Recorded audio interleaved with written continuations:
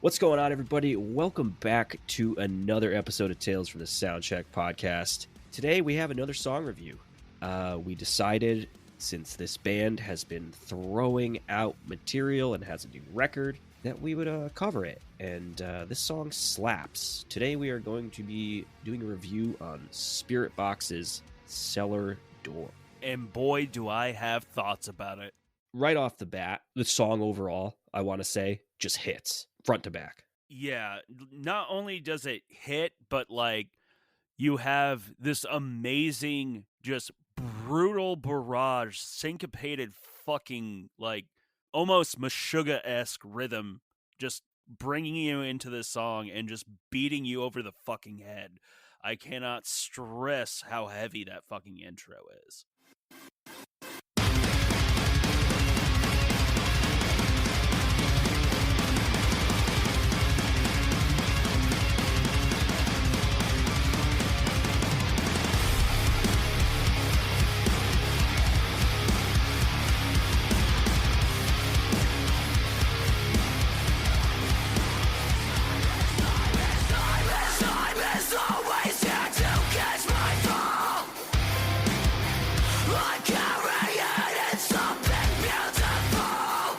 Dude, the tones. Yeah, the production on this has definitely gone up. Like, the thing that really got me stoked was, like, I love doing this test. I initially listened to it on Spotify, which, I got the idea. Watched the video on YouTube. Cool music video, by the way. Really fucking trippy. Then I hopped on Apple Music and checked it out, and that's when it kind of opened up and I could actually hear it more, and I spun it a few times with the cans on, and holy shit, there's a lot of trickery, and this is why I love Mike Stringer so much. He does this really awesome thing in songs where he will pitch shift in the middle of a song, and he'll do it a couple different times, and it always throws me the fuck off because I'm just like, wait, this is not the key, but it's just brutality, so who fucking cares? Yeah, the video itself is really cool. What a saint she is for stepping into like a leather bondage suit, basically. It looked like a Prodigy video from 1996. Yeah, and the new video that they just came out with, Ultraviolet, she's wearing like mirrored glass like all over her. Yeah, I think there's an ongoing theme there. I think there's a lot of like self-reflection and, kind of something in that vein. Courtney's lyrics are always interesting because I always have to dig deeper because I do appreciate it, but sometimes I need more context because I'm just an idiot. But like, yeah, I really like this song. I don't know, man. Like, I've been listening to Spiritbox a long time, pretty much for almost since when they started. But this song in particular, a lot of the atmosphere and stuff going on, it's a lot more reminiscent of a song like Belcara off their like older record. Like, it brought some of that back, and I'm very happy they did that. Just like even a nod to it is just like, okay, cool. And even there were points where I was listening, I was like, bro, this part could totally fly in like a Dillinger Escape Plan song at certain points, especially with the electronic elements. There is a chance that I don't believe me. There is a strain on the difference in line. I can follow the pain of feeling. I can't live in this world, breathing another one. They really swung for the fences on this one. They did, and I believe this track has no singing on it either. No, just straight gutturals. Yeah, just straight extreme vocals, and I don't think they've really done that a whole lot since I could think of, like, Holy Roller. As far as a single goes, anyway, but doesn't matter. I don't know, man. That build up right before the breakdown, where she's almost doing that yelly, like, call out style vocal, like that whole part, that whole build up, again, giving me Dillinger vibes, but then just going into just like a fucking just banger, just death breakdown. Just like, oh my God.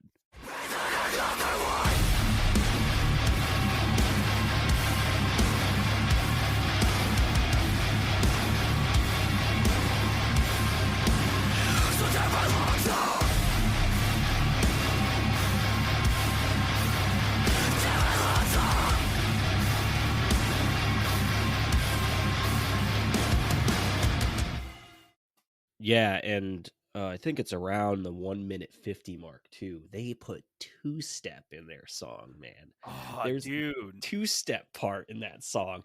It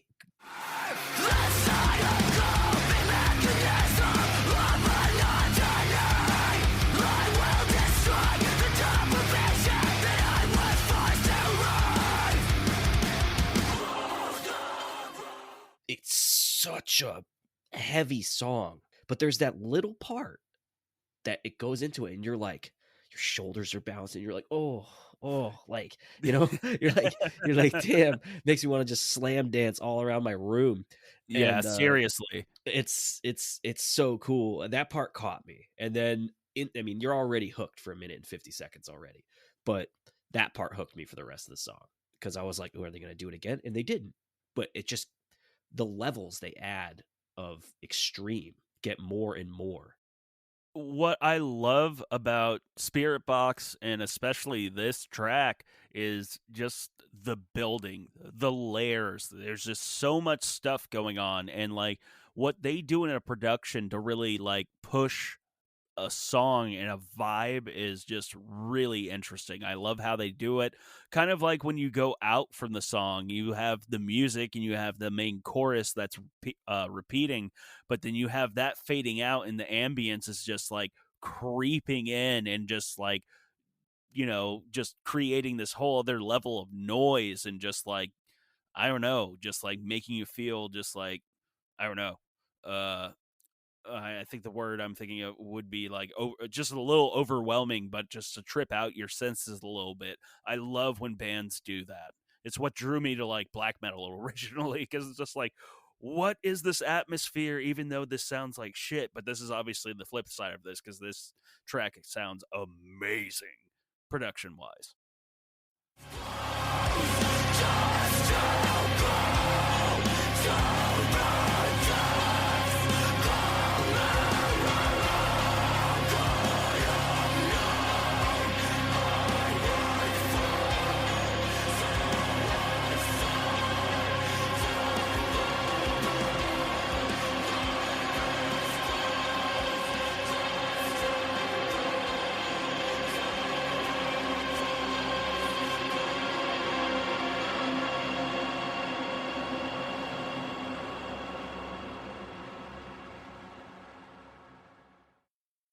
Yeah.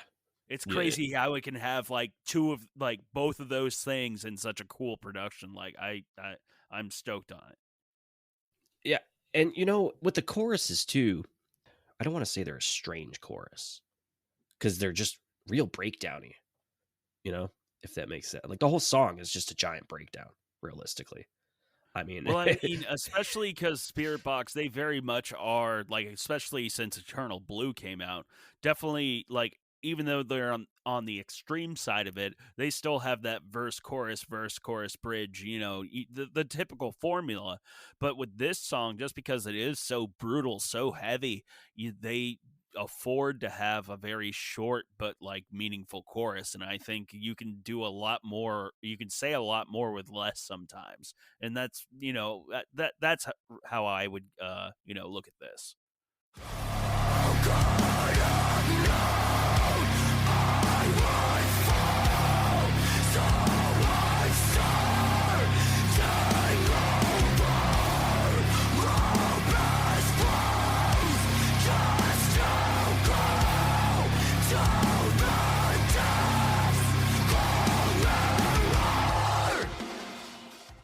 the music video itself is so weird. Yeah, but they always deliver on their music videos. Yeah, yeah. Every video has such a cool concept. Like the Blessed Be video, that video is Uh-huh. so awesome. Like obviously Holy Roller, that video is great. So yeah, they're definitely they're ticking the boxes, especially for being an underground band, and well, not underground anymore, but being a metal band and having really good produced videos like that, it helps. it's nice to see like the artistic side of metal still be around. Yeah, and I think there's a resurgence in that too. I think there's a lot of bands and a lot of record labels that are still, you know, swinging for the fences when it comes to dropping these music videos, these singles and records alike. Uh, but yeah, it's crazy you say underground band because Spiritbox is fucking huge.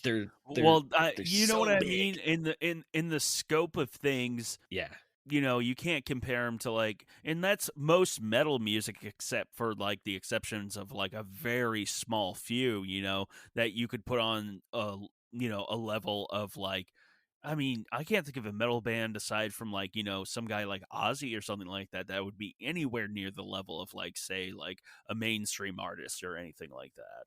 yeah.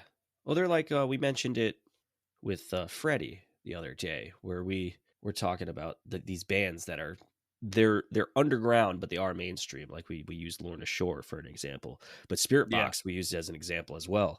They're an important band. They're blurring lines. Like Yeah, the genre really needs it. And sorry for all you gatekeeper type guys out there. Listen, like I get it. You like your metal the way you like it, and you don't want other people imposing on it. I get it. I respect it. But at the same time, this genre has grown bigger than I think anybody ever thought it was going to get. Just seeing the influence in just mainstream culture at this point, you know, you seeing these knockoff shirts of band logos and shit like that, or literally just like celebrities wearing metal band shirts and stuff is just it's trippy. It's cool, but it's, you know, I don't know. Like I think as a genre, it should just be what it is, and if people find something in it, that's awesome. well, gatekeeping is stupid, anyways. Yeah, I mean, It's just like just people like what they like, you know. that was the thing I used to deal with when I was a kid. I can't tell you how annoying it was to like, obviously for my two older brothers, I love them to death, you know. But when I was a kid, you know, they were into like corn and they were into like a bunch of hip hop and stuff that was underground at the time that nobody was really into, you know, especially back in the mid 90s. Back in 95, nobody knew who the fuck corn was.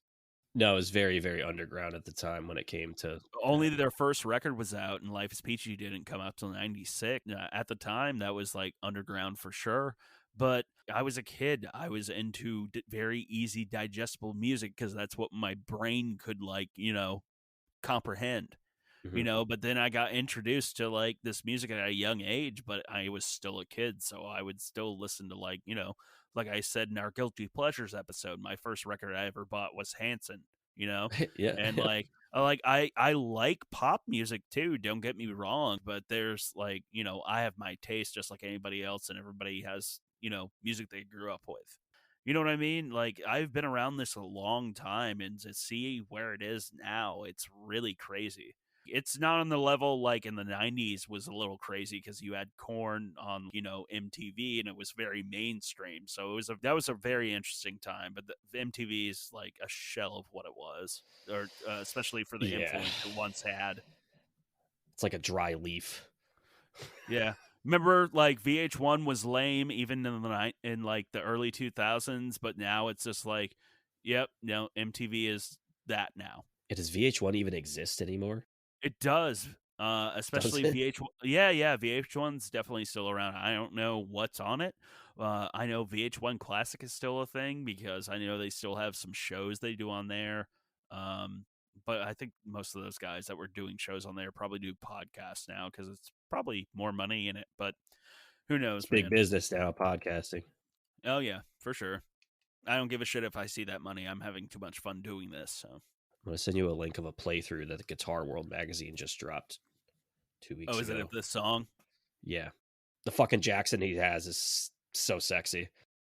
It is because I think I know for a while he was playing Aristides guitars. Sorry if I'm butchering that name, uh, but those are really, really cool. But yeah, plus he has his plug-in. Oh man, that's a beautiful guitar. The song, This is a Dillinger riff. yeah, the riff where he's up in I don't know what frets he's playing. I have to actually watch him. he's playing like above the 12th fret, but he's just doing these just you know, half note increments that he's playing just do do do, just very chromatic, and it's just fucking great.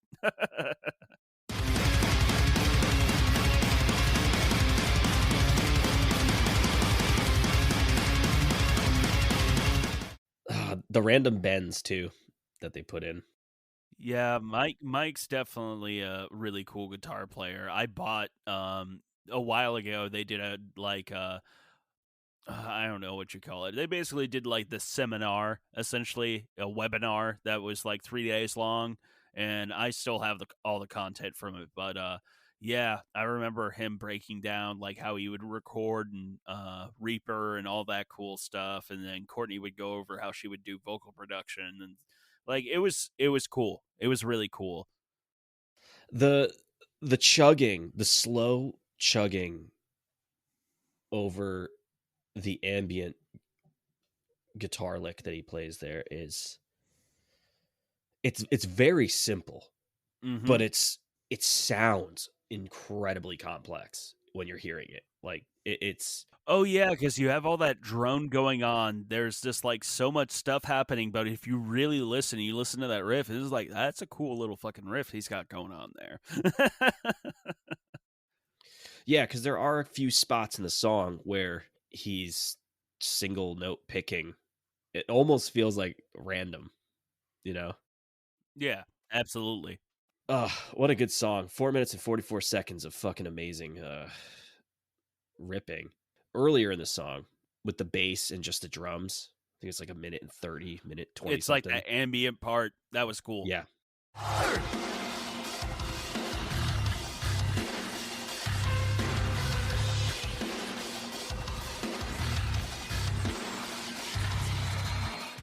Yeah, dude. I can't wait for more of this band. This record is awesome. it's so good, and they should be pretty stoked on it, because it's the song is just fucking heavy. It's so fucking heavy. For anybody that hasn't listened to it, go fucking listen to it and play the shit out of it, because it's heavy. Like capital HEAVY. It's heavy. And I'll be the first one to say it. I know that there's a lot of people out there that are haters on this band, and they're Courtney haters for one reason or another. All I gotta say is, dude, if you don't like the band, you don't have to listen. Courtney, you're the queen of fucking scream these days, and like seriously, keep doing what you're fucking doing. Like your dynamics, your variety in vocals, but this, it's just chef's kiss.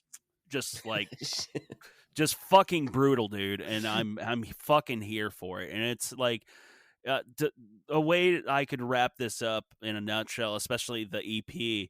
Like, go listen to the whole thing. I love how it moves. It's a perfect amount of time and just a great body of music from front to back. But more importantly, just like in ways they've experimented so much over Eternal Blue than they had the previous EP that they had released.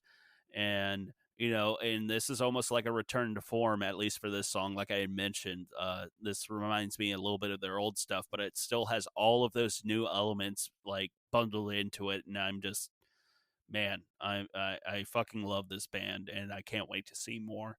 They did have some member changes too recently. So did they lose the bass player?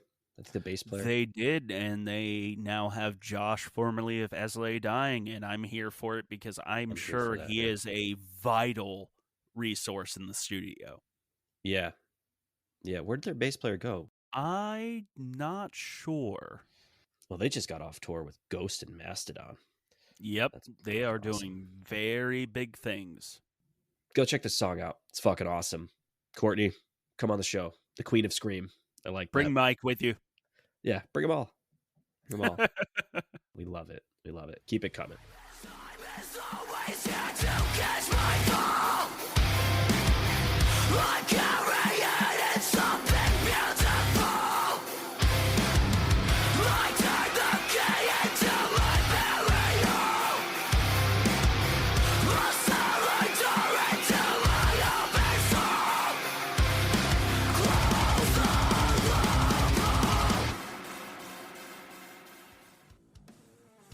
Thanks for listening. Be sure to follow us on Instagram and Facebook. Listen on Spotify, where you can follow and rate the show. If you prefer YouTube, don't forget to subscribe, hit the bell so you have updates for full episodes and exclusive clips. Find all of these links at our link tree. That's www.linktr.ee/Tales from the Soundcheck podcast. And stay tuned for more news, future merchandise updates, and coming soon, our Patreon, arriving in 2024. If you have any comments, questions, or booking inquiries, please send us a message on Instagram at Tales from the Soundcheck podcast. Or shoot us an email at talesfromthesoundcheckpodcast@gmail.com.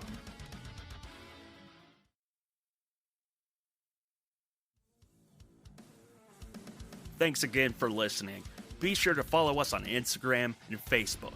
Find all of these links at our link tree, and that's at www.linktr.ee/Tales from the Soundcheck podcast. Listen on Spotify, where you can follow and rate the show.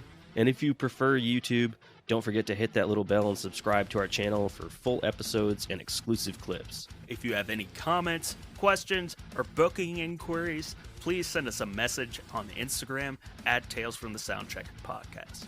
And stay tuned for news, future updates about our Patreon, which is arriving in 2024. Or shoot us an email at talesfromthesoundcheckpodcast@gmail.com.